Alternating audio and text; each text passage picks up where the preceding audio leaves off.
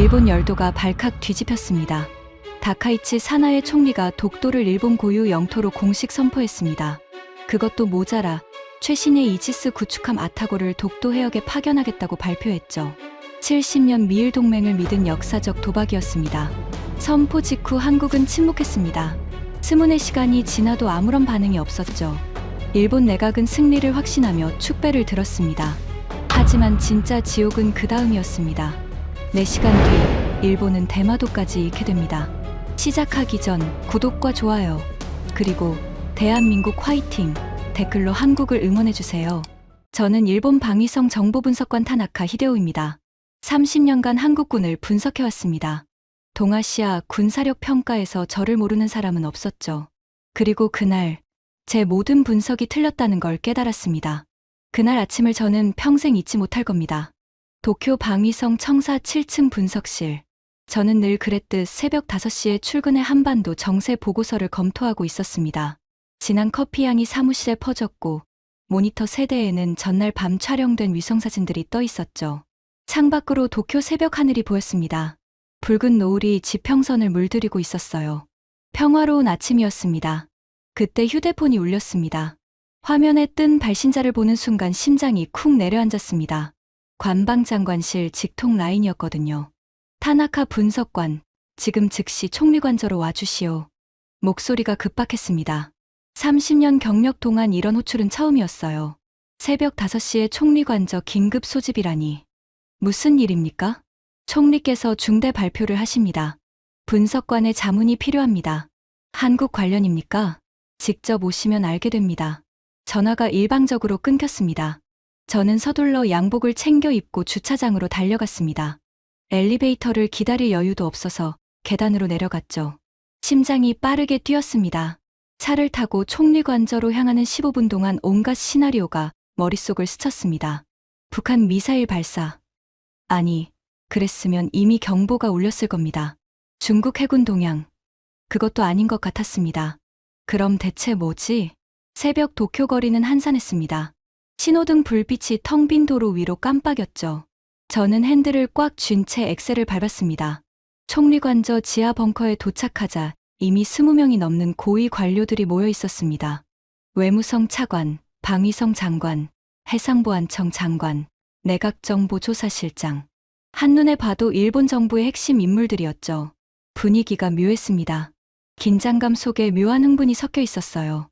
몇몇은 작은 목소리로 대화를 나누고 있었고 몇몇은 굳은 표정으로 서류를 검토하고 있었습니다. 저는 구석에 자리를 잡았습니다. 옆에 있던 사토 분석관이 속삭였어요. 타나카 선배, 뭔지 아십니까? 나도 방금 왔어. 무슨 일인지 전혀 모르겠네. 그때 회의실 문이 열리며 다카이치 총리가 들어왔습니다. 순간 회의실 공기가 얼어붙었습니다. 다카이치의 눈빛은 광기에 가까웠습니다.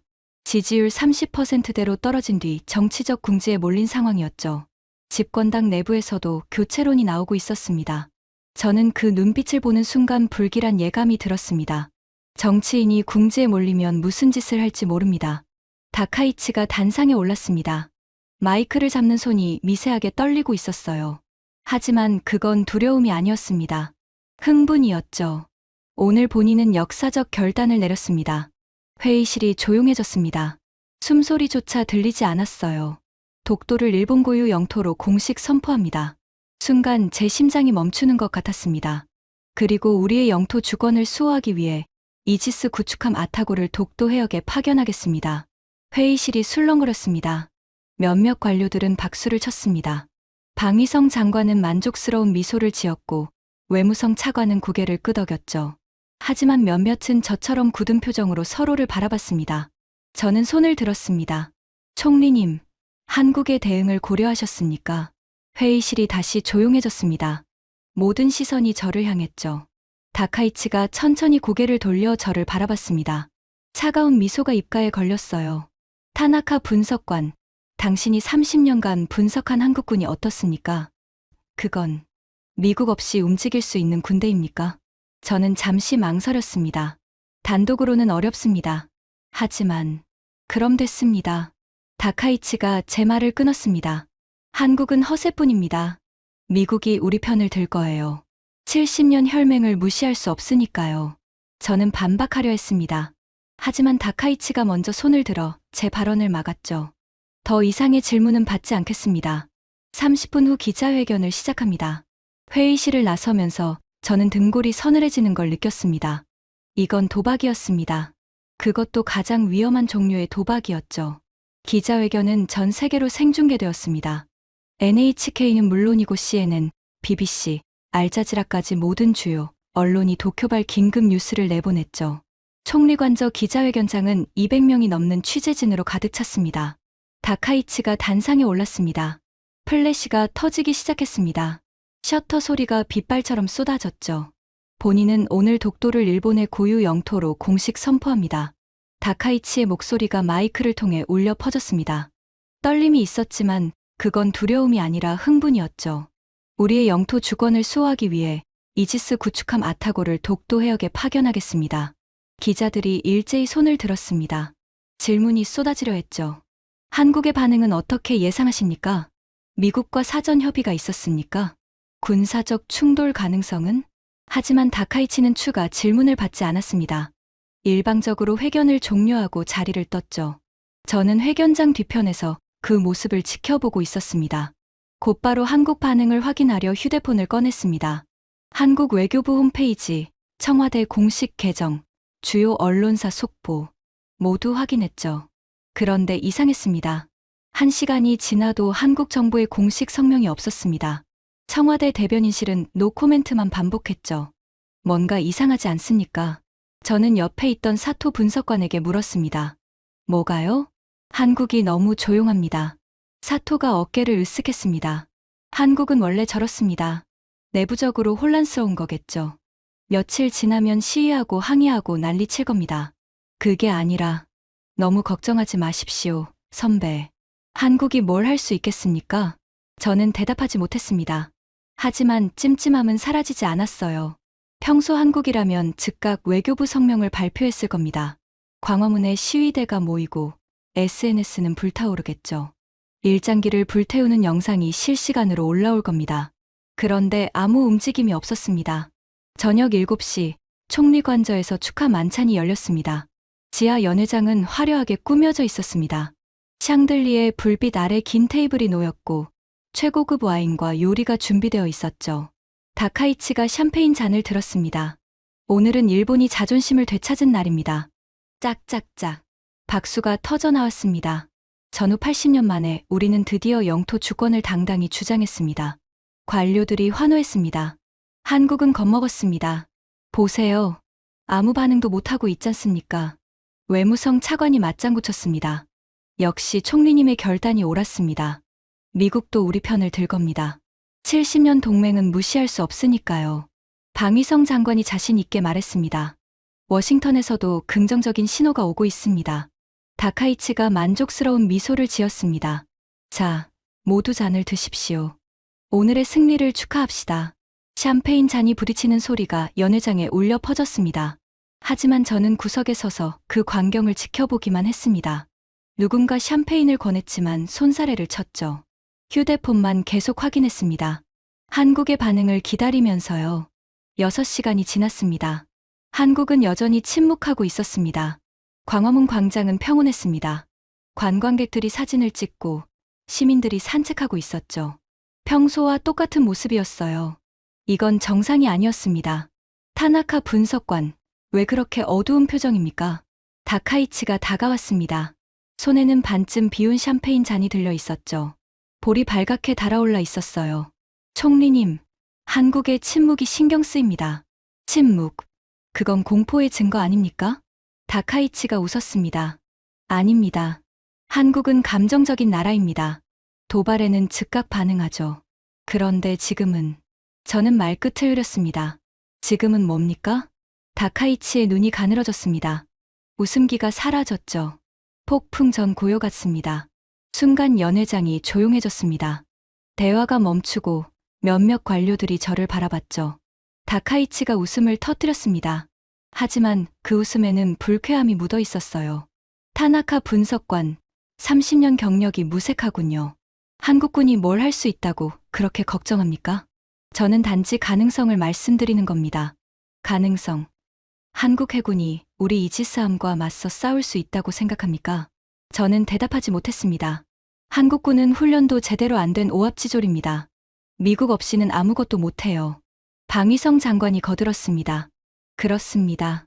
한국 해군 전력은 우리의 절반도 안 됩니다. 그리고 결정적으로 다카이치가 한 발짝 다가왔습니다.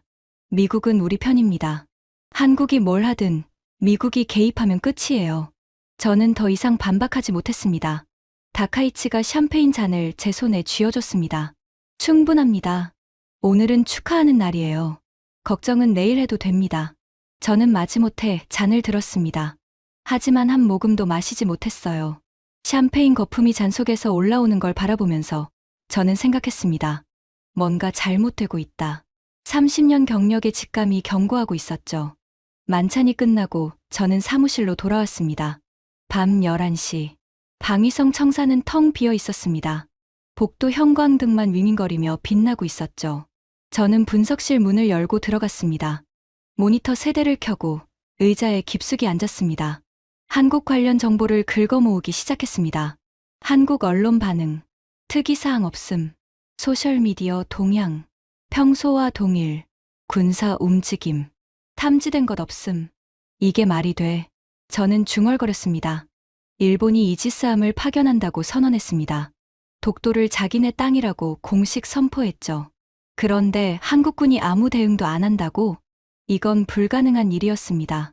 저는 해상자위대 정보부에 연락했습니다. 한국 해군 동향 보고 바랍니다. 특이사항 없습니다. 주요 함정들 모두 모항에 정박 중입니다. 경계 태세 격상 징후는 전혀 없습니다.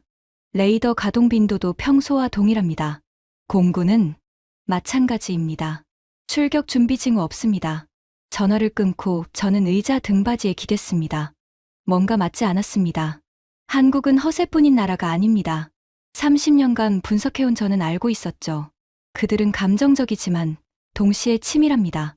이런 도발에 아무 반응도 없다는 건 두 가지 의미입니다. 하나, 정말로 겁먹어서 얼어붙었다. 둘, 뭔가를 준비하고 있다. 저는 후자라고 확신했습니다. 책상 서랍에서 오래된 파일을 꺼냈습니다. 한국 해군 전력 분석 보고서였죠. 제가 직접 작성한 것이었어요. 페이지를 넘기다가 한 항목에서 손이 멈췄습니다. 한국 잠수함 전력, 재래식 잠수함 18척 보유, 핵추진 잠수함 보유 여부 미확인. 미확인. 이 단어가 갑자기 무겁게 느껴졌습니다. 몇 년 전부터 한국이 핵추진 잠수함을 개발 중이라는 소문이 있었습니다. 하지만 확인된 적은 없었죠. 우리 정보기관도 명확한 증거를 잡지 못했습니다. 만약 그게 사실이라면, 만약 한국이 우리가 모르는 무기를 갖고 있다면, 저는 고개를 저었습니다. 아니야, 불가능해. 한국이 그런 기술력을 가질 리가 없어. 하지만 확신이 서지 않았습니다. 저는 급히 보고서를 작성하기 시작했습니다. 한국의 침묵은 공포의 징후가 아님, 계산된 전략일 가능성 높음, 아타고함 파견 재검토 건의, 한국의 미확인 전력에 대한 추가 정보 수집 필요. 키보드를 두드리는 손이 떨렸습니다. 보고서를 거의 완성했을 때 휴대폰이 울렸습니다. 관방 장관실이었습니다. 타나카 분석관, 내일 아침 7시 총리 브리핑에 참석하시오. 아타고함 출항 전 최종 상황 보고입니다. 장관님, 저는 이번 작전에 대해 심각한 우려가 있습니다. 우려? 한국의 침묵이 너무 이상합니다. 뭔가 준비하고 있을 가능성이. 타나카 분석관. 장관이 제 말을 끊었습니다. 당신의 의견은 브리핑에서 말씀하시오. 지금은 쉬십시오. 내일 중요한 날입니다. 전화가 끊겼습니다. 저는 창밖을 바라봤습니다. 도쿄의 야경이 반짝이고 있었습니다. 수백만 개의 불빛이 평화롭게 빛나고 있었죠. 아무도 위험을 감지하지 못하고 있었어요. 하지만 제 머릿속은 폭풍이 몰아치고 있었습니다. 한국은 뭘 준비하고 있는 걸까? 왜 이렇게 조용한 걸까? 그리고 가장 무서운 질문. 우리가 모르는 무기가 있는 건 아닐까? 보고서를 저장하고 저는 소파에 누웠습니다. 눈을 감았지만 잠은 오지 않았어요. 천장을 바라보며 생각했습니다. 내일이면 아타고함이 출항합니다. 48시간 후면 독도 해역에 도착하겠죠. 그때까지 한국이 계속 침묵한다면 저는 몸을 뒤척였습니다. 불길한 예감이 온몸을 짓누르고 있었습니다. 새벽 3시, 저는 결국 잠들지 못한 채 천장만 바라보고 있었습니다. 형광등 불빛이 눈에 아렸죠. 그때는 몰랐습니다. 24시간 뒤, 제 모든 예감이 현실이 된다는 걸. 그것도 상상도 못한 방식으로요. 아타고함이 출항하는 순간, 일본의 운명은 이미 결정되어 있었습니다. 한국은 침묵한 게 아니었습니다. 기다리고 있었던 겁니다.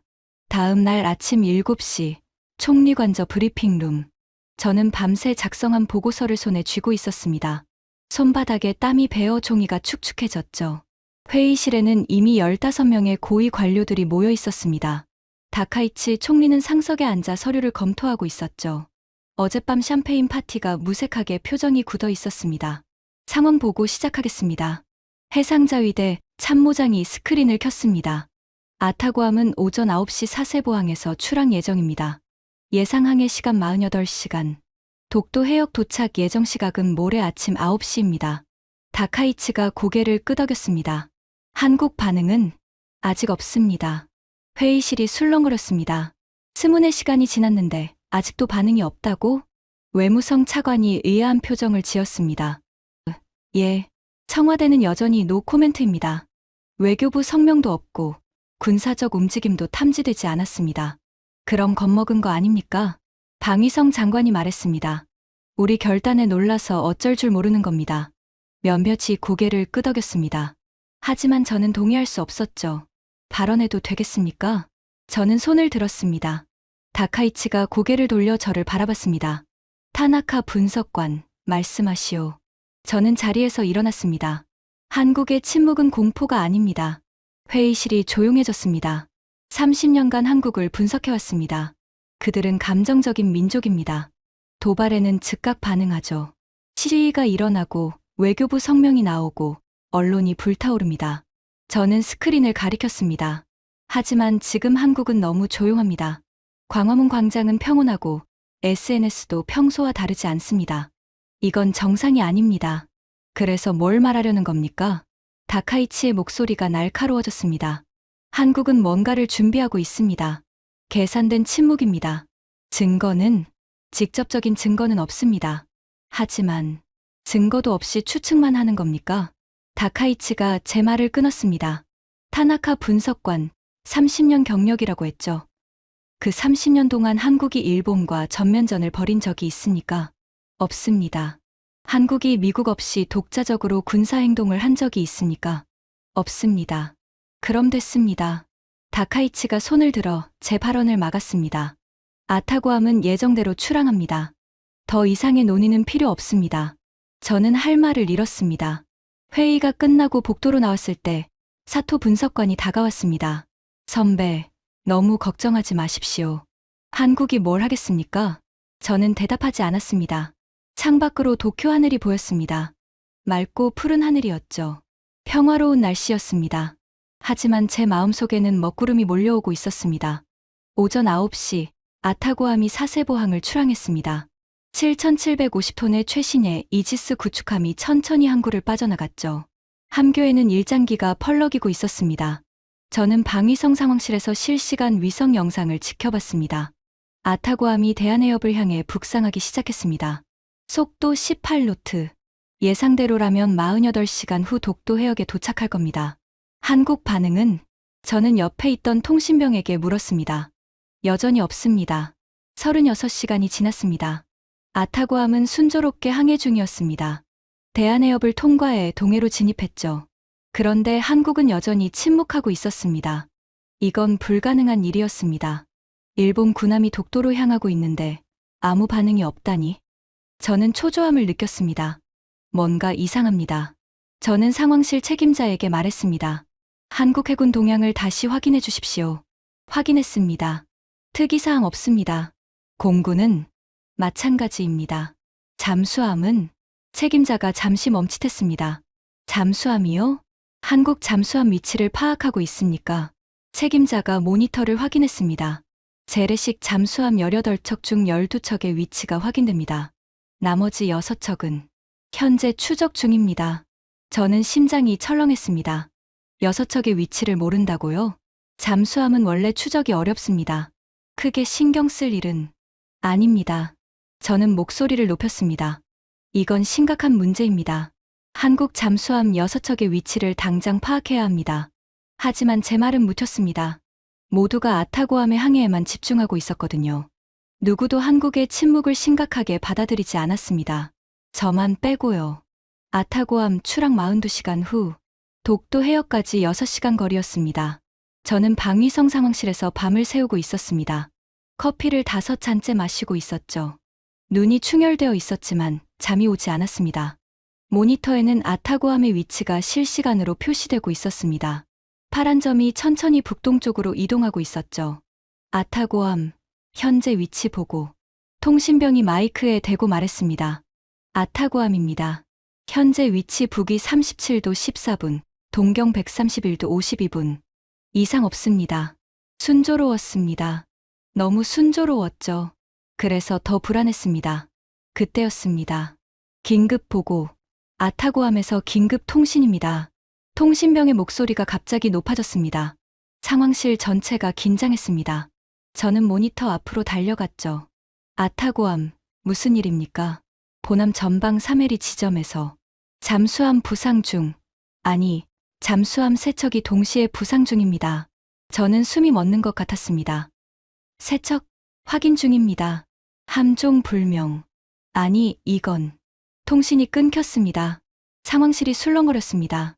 아타고함 응답하라. 10초, 20초, 30초. 영원처럼 느껴지는 시간이 흘렀습니다. 마침내 통신이 다시 연결되었습니다.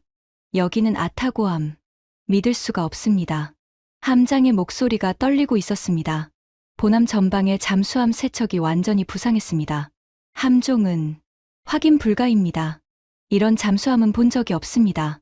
저는 등골이 서늘해졌습니다. 특징을 보고하라.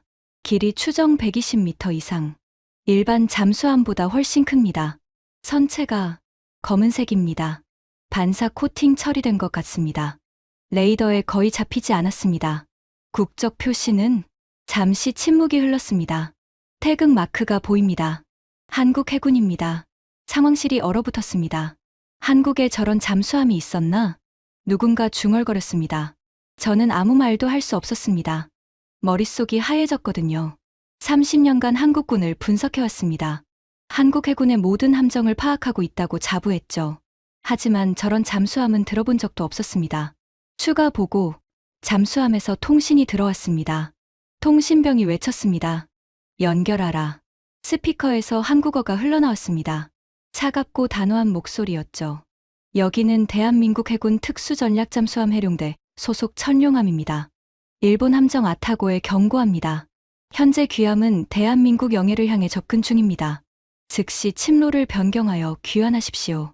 경고에 불응할 경우 우리는 필요한 모든 조치를 취할 것입니다. 상황실이 조용해졌습니다. 해룡대, 방위성 장관이 중얼거렸습니다. 그게 뭡니까? 타나카 분석관, 해룡대가 뭡니까? 저는 고개를 저었습니다. 모릅니다. 처음 듣는 명칭입니다. 30년 경력 분석관이 모른다고? 예. 어떤 정보에서도 확인된 적이 없습니다. 순간 저는 깨달았습니다. 한국이 왜 침묵했는지. 그들은 겁먹은 게 아니었습니다. 이걸 준비하고 있었던 겁니다. 우리가 모르는 무기, 우리가 상상도 못한 전력, 그걸 숨기고 있었던 거죠. 아타고함, 상대 잠수함의 상세 정보를 보고하라. 함장의 목소리가 다시 들려왔습니다. 이번에는 공포가 묻어 있었죠. 믿기 어렵지만 저 잠수함들은 해추진으로 보입니다. 뭐라고? 프로펠러 소음이 거의 없습니다. 재래식 잠수함이라면 불가능한 수준입니다. 그리고 함장이 말을 멈췄습니다. 그리고 수직 발사관이 보입니다. 최소 12기 이상. 순항미사일 탑재 가능한 구조입니다.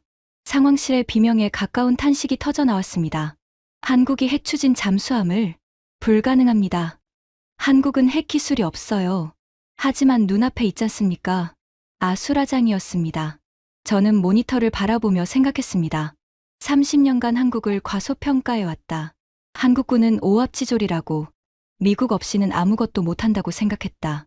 하지만 틀렸습니다. 완전히 틀렸어요. 상황실은 혼란에 빠졌습니다. 총리님께 즉시 보고하라.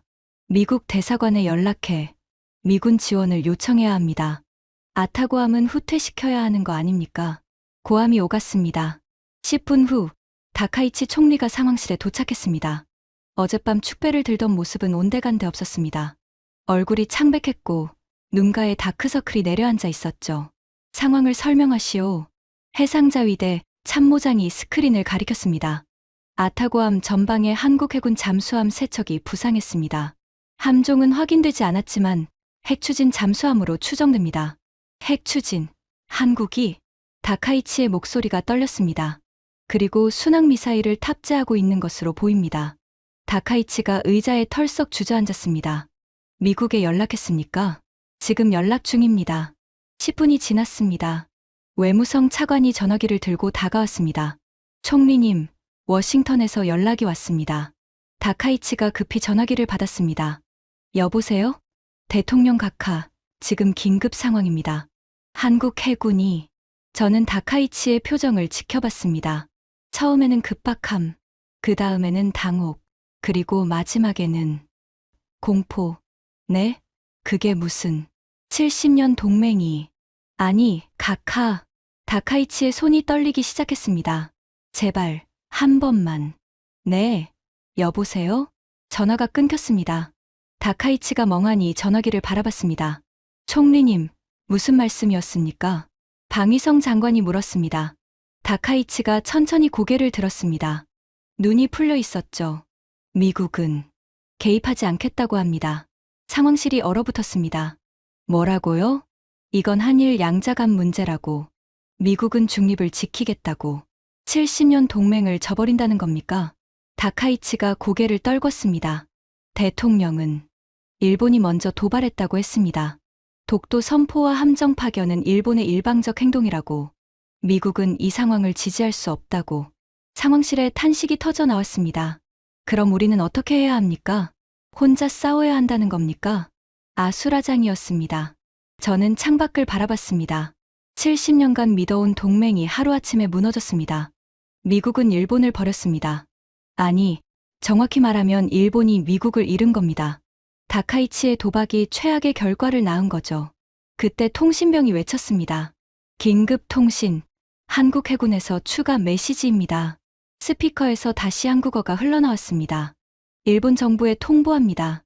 대한민국은 일본의 영토 침략 선언에 대응하여 10분 후 독도 영해에 진입하는 모든 일본 함정에 대해 무력 대응할 것임을 선포합니다.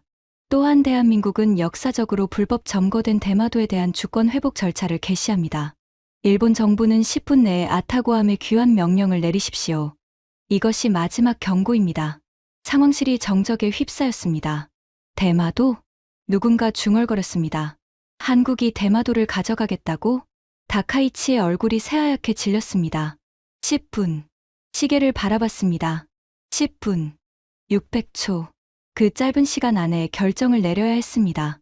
아타고함을 보낼 것인가, 돌릴 것인가, 대마도를 지킬 것인가, 잃을 것인가. 일본의 운명이 10분 안에 결정될 판이었습니다. 10분 00초. 상황실의 디지털 시계가 카운트다운을 시작했습니다. 다카이치가 의자에서 일어섰습니다. 하지만 다리가 풀려 비틀거렸죠. 총리님, 보좌관이 부축했습니다. 10분. 10분 안에 결정하라고? 다카이치의 목소리가 떨렸습니다. 9분 30초. 총리님, 결정하셔야 합니다. 방위성 장관이 다급하게 말했습니다. 아타고함을 후퇴시킵니까? 아니면 계속 전진시킵니까? 그건. 다카이치가 말을 잇지 못했습니다. 8분 45초. 한국이 허세일 수도 있습니다. 외무성 차관이 소리쳤습니다. 실제로 공격하지 못할 겁니다. 미국이 가만히 있지 않을 테니까요. 하지만 미국은 이미 중립을 선언했지 않습니까? 그래도 동맹국에 실제로 미사일을 쏘면 가만히 있겠습니까? 그건 희망사항일 뿐입니다. 고함이 오갔습니다. 7분 52초. 저는 모니터를 바라보고 있었습니다. 해룡대 세척이 삼각 대형으로 아타고함을 포위하고 있었습니다. 마치 사냥감을 몰아넣는 늑대들처럼요. 아타고함 함장 통신입니다. 스피커에서 함장의 목소리가 흘러나왔습니다. 본부, 지시를 요청합니다. 적 잠수함이 사격 태세를 갖추고 있습니다. 수직 발사관 해치가 열렸습니다. 공격 임박으로 판단됩니다. 상황실에 비명이 터졌습니다. 6분 38초. 총리님, 결정하셔야 합니다. 다카이치가 고개를 들었습니다. 눈이 초점을 잃고 있었죠. 나는 아타고함을 후퇴시키십시오. 아닙니다. 후퇴하면 일본의 체면이 문제입니까? 지금 승무원 300명의 목숨이 달린 문제입니다. 5분 15초. 다카이치가 갑자기 전화기를 집어들었습니다.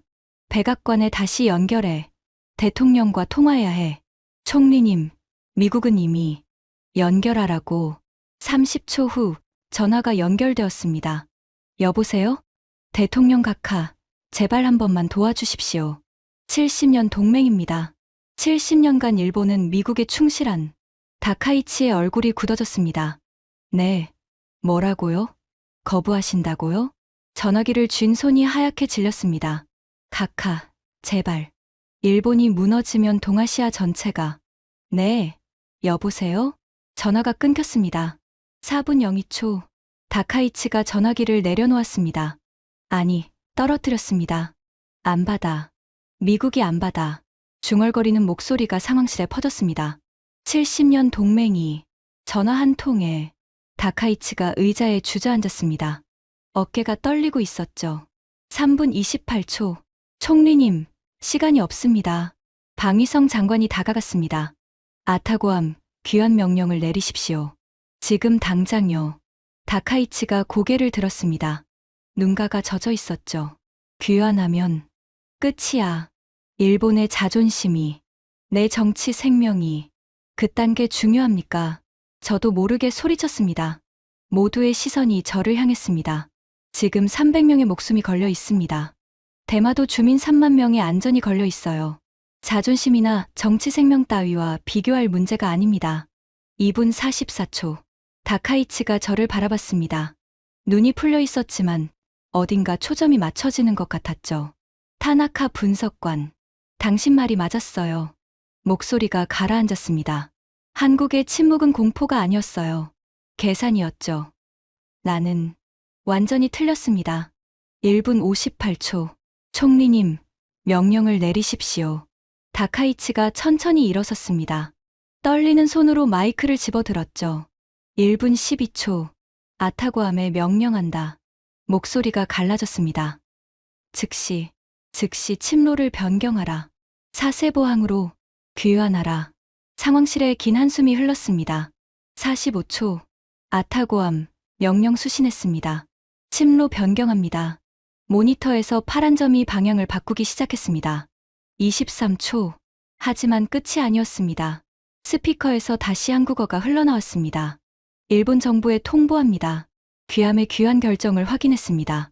그러나 대한민국의 대마도 주권 회복 절차는 예정대로 진행됩니다. 대마도에 주둔 중인 일본 자위대 및 행정 인력은 4시간 내에 철수하십시오. 0초. 카운트다운이 끝났습니다. 하지만 진짜 지옥은 이제 시작이었습니다. 아타고함이 방향을 돌리는 순간 전 세계 언론이 주목했습니다. CNN은 긴급 속보로 화면을 전환했습니다. 일본 이지스 구축함 아타고가 한국 해군의 경고를 받고 회항하고 있습니다. 일본 정부가 사실상 한국의 요구에 굴복한 것으로 보입니다. BBC도 마찬가지였습니다. 동아시아에서 역사적인 장면이 펼쳐지고 있습니다. 일본 해상자위대 최신의 이지스함이 한국 잠수함에 포위되어 후퇴하고 있습니다. 저는 상황실 모니터를 바라보며 숨을 죽였습니다. 위성 영상에는 아타고함이 천천히 방향을 바꾸는 모습이 보였습니다. 그 주위를 해룡대 세척이 호위하듯 따라붙어 있었죠. 마치 죄수를 압송하는 것처럼요. 굴욕이야. 누군가 중얼거렸습니다. 일본 해군 창설 이래 이런 일은 처음입니다. 맞았습니다. 태평양 전쟁 이후 일본 해군이 다른 나라 군함에 밀려 후퇴한 적은 단 한 번도 없었습니다. 그런데 오늘 한국 해군에게 무릎을 꿇은 겁니다. 그것도 전 세계가 지켜보는 앞에서요. 다카이치는 의자에 주저앉은 채 움직이지 않았습니다. 얼굴이 창백했고 눈은 허공을 바라보고 있었죠. 총리님, 대마도 상황이. 방위성 장관이 조심스럽게 다가갔습니다. 다카이치가 반응하지 않았습니다. 총리님.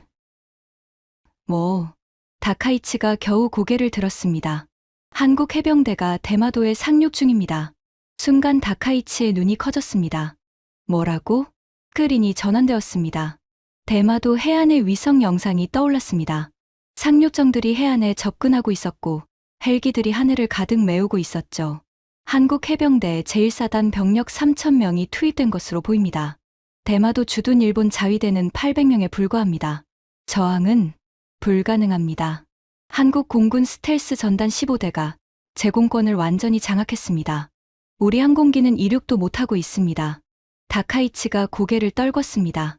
끝났어. 중얼거리는 목소리가 상황실에 퍼졌습니다. 2시간 후 대마도 전역이 한국군 통제하에 들어갔습니다. 단 한 발의 총성도 없었습니다. 일본 자위대는 저항 없이 무장 해제되었고 행정 인력들은 안전하게 대피했습니다. 무혈 점령이었습니다. 4시간 만에 대마도는 한국 영토가 되었습니다. 저는 모니터를 바라보며 생각했습니다. 아침에 다카이치가 독도 선포를 했을 때 그녀는 승리를 확신했습니다. 한국은 겁먹을 거라고, 미국이 지켜줄 거라고 믿었죠. 하지만 24시간도 지나지 않아 모든 게 뒤집혔습니다. 독도를 가지려다 대마도를 잃었습니다.